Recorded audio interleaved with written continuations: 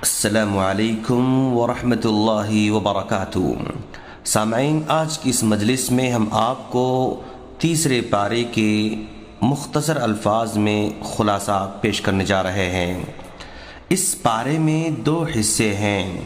پہلا حصہ سورہ بقرہ کا بقیہ حصہ ہے، دوسرا سورہ آل عمران کا ابتدائی حصہ ہے۔ پہلا حصہ یعنی سورہ بقرہ کے بقیہ حصے میں 3 باتیں بتائی گئی ہیں۔ سب سے پہلی 2 بڑی آیتوں کا تذکرہ کیا گیا ہے۔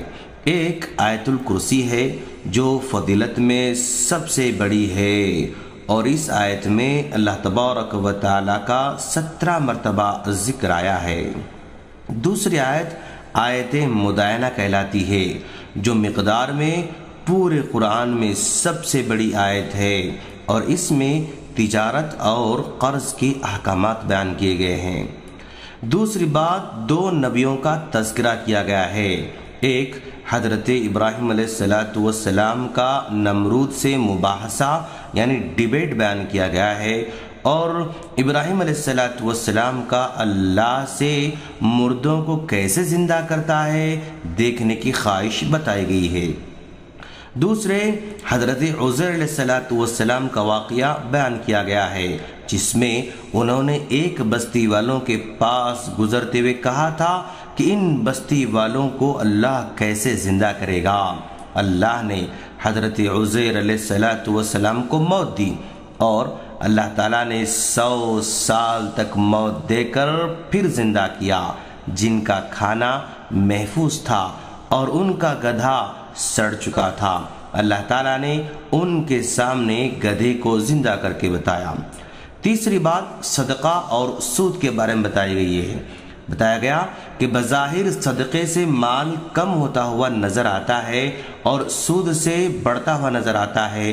حقیقت میں صدقے سے مال بڑھتا ہے اور سود لینے سے مال گھٹتا ہے۔ اس پارے کے دوسرے حصے میں سورہ آل عمران کا جو ابتدائی حصہ بتایا گیا ہے، اس میں 4 باتیں بیان کی گئی ہیں۔ سب سے پہلی بات سورہ بقرہ سے مناسبت، دوسری بات اللہ تبارک و تعالیٰ کی قدرت کے 4 قصے، اور تیسری اہل کتاب سے مناظرہ، مباہلہ اور مفاہمہ، چوتھی بات انبیاء سابقین سے عہد بتایا گیا۔ پہلی بات یعنی سورہ بقرہ سے مناسبت یہ ہے کہ دونوں صورتوں میں قرآن کی حقانیت اور اہل کتاب سے خطاب بیان کیا گیا ہے۔ سورہ بقرہ میں اکثر خطاب یہودیوں سے کیا گیا ہے، جبکہ آل عمران میں اکثر خطاب نصارہ کی طرف ہے۔ اللہ تبارک و تعالیٰ کی قدرت کے 4 قصے اس میں بیان کیے گئے ہیں۔ پہلا قصہ جنگ بدر کا ہے، جس میں 313 صحابہ نے 1000 کو شکست دی۔ دوسرا قصہ حضرت مریم علیہ السلام کا ہے، جو زکریا علیہ السلام کی کفالت میں تھیں اور ان کے پاس بے موسم پھل آیا کرتے تھے۔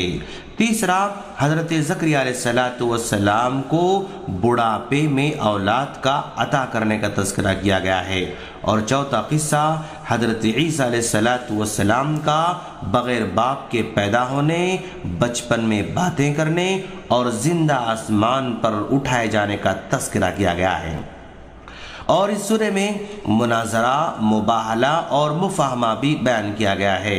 اہل کتاب سے مناظرہ ہوا، پھر مباہلہ ہوا کہ تم اپنے اہل و عیال کو لاؤ، میں اپنے اہل و عیال کو لاتا ہوں، پھر مل کر خشوع و خضوع سے اللہ سے دعا کریں کہ ہم میں سے جو جھوٹا ہو اس پر اللہ کی لعنت ہو۔ اس کو مباہلہ کہا جاتا ہے، لیکن وہ تیار نہیں ہوئے تو پھر مفاہمہ ہوا، یعنی ایسی بات کی دعوت دی گئی جو سب کو تسلیم ہو، اور وہ ہے کلمہ لا الہ الا اللہ۔ انبیاء سابقین سے عہد بھی اس میں بتایا گیا ہے۔ انبیاء سابقین سے عہد لیا گیا کہ جب آخری نبی آئے تو تم اس کی بات مانو گے، اس پر ایمان لاؤ گے، اور اگر تمہارے بعد آئے تو تمہاری امتیں ان پر ایمان لائیں گی۔ ان باتوں کا تذکرہ اس پارے میں کیا گیا ہے۔ السلام علیکم ورحمۃ اللہ وبرکاتہ۔